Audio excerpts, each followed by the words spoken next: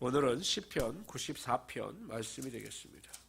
구약성경 872페이지를 찾아주시기 바랍니다. 구약성경 872페이지 시편 94편입니다. 시편 94편은 정확하게 누가 어느 시대에 지었는가에 대한 정확한 기록은 없습니다. 그러나 전체적인 내용으로 볼 때 악인에게 핍박을 당하는 의인이 하나님의 도우심을 구하며 악인들의 심판을 간구하고 있는 내용입니다. 그러면서 이 시편 기자는 이 고난 가운데 하나님께서 이루고자 하는 의가 있으며 그로 인하여 고난당하는 것이 복이 있다, 이렇게 고백하고 있습니다. 우리 1절부터 23절까지 한 절씩 교독하도록 합니다. 여호와여, 복수하시는 하나님이여 빛을 비추어 주소서. 세계를 심판하시는 주여, 일어나사 교만한 자들에게 마땅한 벌을 주소서. 여호와여, 악인이 언제까지 개가를 부르리이까? 그들이 마구 짓거리며 오만하게 떠들며 죄악을 행하는 자들이 다 자만하나이다. 여호와여, 그들이 주의 백성을 짓밟으며 주의 소유를 곤고하게 하며 과부나 나그네를 죽이며 고아들을 살해하며 말하기를 여호와가 보지 못하며 야곱의 하나님이 알아차리지 못하리라 하나이다. 백성 중에 어리석은 자들아, 너희는 생각하라. 무지한 자들아, 너희가 언제나 지혜로울까? 귀를 지으시니가 듣지 아니하시랴. 눈을 만드시니가 보지 아니하시랴. 우백성을 징벌하시느니 곧 지식으로 사람을 교훈하시느니가 징벌하지 아니하시랴. 여호와께서는 사람의 생각이 허무함을 아시느니라. 여호와여, 주로부터 징벌을 받으며 주의 법으로 교훈하심을 받는 자가 복이 있나이다. 이런 사람에게는 환난의 날을 피하게 하사 악인을 위하여 구덩이를 팔 때까지 평안을 주시리이다. 여호와께서는 자기 백성을 버리지 아니하시며 자기의 소유를 외면하지 아니하시리로다. 심판이 의로 돌아가리니 마음이 정직한 자가 다 따르리로다. 누가 나를 위하여 일어나서 행악자들을 치며 누가 나를 위하여 일어나서 악행하는 자들을 칠까? 여호와께서는 내게 도움이 되지 아니하셨다면 내 영혼이 벌써 침묵 속에 잠겼으리로다. 여호와여, 나의 발이 미끄러진다고 말할 때 주의 인자하심이 나를 붙드셨사오며 내 속에 근심이 많을 때 주의 위안이 내 영혼을 즐겁게 하시나이다. 율례를 빙자하고 재난을 꾸미는 악한 재판장이 어찌 주와 어울리리이까? 그들이 모여 의인의 영혼을 치료하며 무지한 자를 정죄하여 피를 흘리려 하나? 여호와는 나의 요새이시요 나의 하나님은 내가 피할 반석이시라. 우리 23절 다 같이 읽읍시다.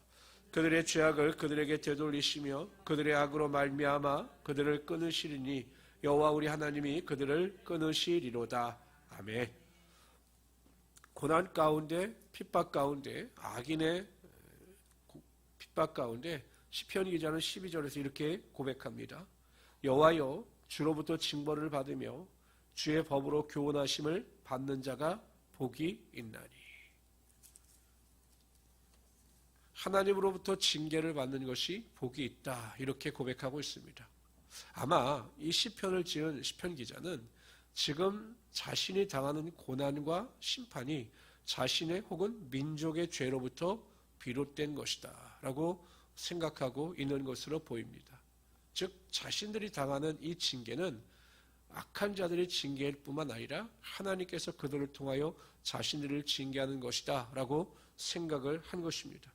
그래서 이 어려움을 통해서 다시 한번 주의 교훈을 따르게 되고 하나님의 말씀에 순종하게 된 것에 대하여 감사함을, 또한 그래서 그것이 복이 있다라고 고백하고 있습니다. 히브리서 12장 8절에 보면 징계는 다 받는 것이거늘 너에게 없으면 사생자여 참 아들이 아니니라 라고 말씀하고 있습니다. 여러분, 사랑하는 자녀들이 잘못된 길을 가거나 잘못된 행동을 했을 때 부모는 내 자녀의 잘못된 행동이나 태도를 교정하기 위해서 심한 경우에는 매를 들기도 하는 것입니다. 왜냐하면 그러한 악한 행동을 계속 하다 보면 자녀의 삶에 커다란 피해를 주기 때문에 어찌하든지 잘못된 것을 고치려고, 교정하려고 부모는 노력을 하는 것이죠. 이것이 사랑의 발로인 것입니다. 하나님도 마찬가지신 것입니다. 성도들이 잘못된 길로 걸어갈 때, 악한 것을 행할 때 하나님께서 징계의 매를 드셔서 징벌하심으로 바른 길을 가게 하시고 의의 길을 걸어가게 하여 주시는 것입니다. 그래서 시편 기자는 이렇게 고백합니다. 고난당하기 전에는 내가 그릇 행하였더니 이제는 주의 말씀을 지키나이다. 고난을 당하고 징계를 당함으로 하나님의 말씀을 지키게 되었다라고 고백합니다. 그렇다면 징계가 오히려 우리의 삶에 복이 되는 것이고 이것이 하나님의 축복의 통로가 되는 것입니다. 이스라엘 사사기 시대 때에도 보면 하나님은 이스라엘 백성들이 죄를 범할 때마다 이방 민족을 통하여 이스라엘 백성들을 괴롭게 하셨습니다. 그럴 때마다 그들은 하나님께 대해서 회개하며 돌이키며 간절히 기도하고 그럴 때마다 하나님께서 사사들을 통해서 이스라엘 민족을 구원하여 주셨던 것입니다. 가장 좋은 방법은 하나님으로부터 징계를 받지 않도록 항상 의의 길을 걸어가는 것이 가장 복된 삶입니다. 그러나 혹 나의 실수나 나의 잘못으로 인하여 우리가 하나님의 징계를 받게 될 때 속히 깨닫고 돌이켜 다시 하나님의 말씀으로 돌아갈 때 그것이 우리의 삶에 큰 축복이 되며 다시 한번 하나님의 능력을 맛보게 되는 것입니다. 그러므로 우리 성도님들은 항상 나의 영혼이 깨어있기를 기도하시고 또한 나의 영혼이 바른 길을 갈 수 있도록 간구하셔서 하나님의 축복과 은혜를 누리며 살아갈 수 있는 우리 성도들이 되시기를 주님의 이름으로 축원합니다. 하나님은 그런데 고난당할 때도요, 그 고난당하는 하나님의 자녀들에게 그 고난을 이길 수 있는 힘을 허락하여 주시는 것입니다.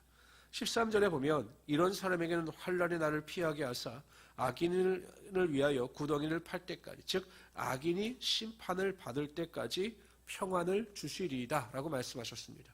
그러니까 하나님께서 사랑하는 자들이 징계를 받고 고난을 당할 때 하나님이 주시는 절대 평안을 통해서 그 문제를 넉넉히 이기며 나아갈 수 있게 하여 주신다라는 것입니다. 우리가 빌립보서 4장 6절 7절에도 보면 아무것도 염려하지 말고 오직 모든 일에 기도와 간구로 너희 구할 것을 하나님께 구하라. 그래야 모든 지각에 뛰어나신 하나님의 평강이 그리스도 예수 안에서 너희 마음을 지키시리라. 평안을 주시는 것입니다. 그 평안을 통해서 모든 문제를 넉넉히 이길 수 있는 힘의 근원이 되게 하여 주시는 것입니다. 하나님께서는 사람이 감당치 못할 시험당함을 허락지 아니하십니다. 또한 시험당할 즈음에 피할 길을 내시고 그 길로 우리를 인도하여 주시는 것입니다. 그래서 항상 우리 성도님들은 고난을 당하고 환난을 당할 때마다 너무 낙심하지 마시고 믿음으로 기도하심으로 하나님이 주시는 절대 평안 가운데 넉넉히 이기며 승리하시는 우리 성도들이 되시기를 주님의 이름으로 축원합니다. 하나님은 징계 가운데 평안을 주실 뿐만 아니라 14절 보십시오. 여호와께서는 자기 백성을 버리지 아니하시며 자기의 소유를 외면하지 아니하시리로다. 하나님은 고난을 주시지만 그 고난 가운데 그 고난당하는 자와 함께하여 주심으로 말미암아 그 고난을 넉넉히 이기며 나아갈 수 있게 하여 주시는 것입니다. 불꽃 같은 눈동자로 우리를 지키고 보호하시고 또한 항상 주님의 날개 아래 우리를 이끌어 주심으로 고난 가운데 하나님의 능력이 반드시 나타나게 하여 주실 것입니다. 이스라엘 백성들이 자신들의 죄로 인하여 바벨론의 침공 때 멸망을 당합니다. 그리고 70년 동안 포로 생활하죠. 그러나 하나님께서는 포로 생활하는 이스라엘 백성들을 지키시고 보호하셨습니다. 그리고 마침내 때가 참에 그들을 그 땅으로 돌아오게 하시고 그 약속의 땅에서 하나님의 축복을 맛보게 하여 주셨던 것입니다. 항상 하나님은 우리와 함께 하시는 것입니다. 고난 가운데, 환난 가운데도 우리와 함께 하시며 우리를 지키고 보호하고 계시는 것입니다. 그러면 낙심하지 마시고요. 고난을 당하고 어려움을 당할 때마다 더 하나님을 의지해서 우리와 함께 하시는 그 하나님의 능력을 맛보며 살아갈 수 있는 우리 성도들이 되시기를 바랍니다. 오늘도 우리가 이 새벽에 깨어서 믿음으로 기도할 때 하나님은 반드시 우리와 함께 하시는 것입니다. 그리고 우리 기도를 들어주시고 그 기도 가운데 반드시 하나님의 능력이 임하게 하여 주실 것입니다. 그래서 이러한 능력 가운데 승리하시는 우리 성도들이 되시기를 주님의 이름으로 축원합니다.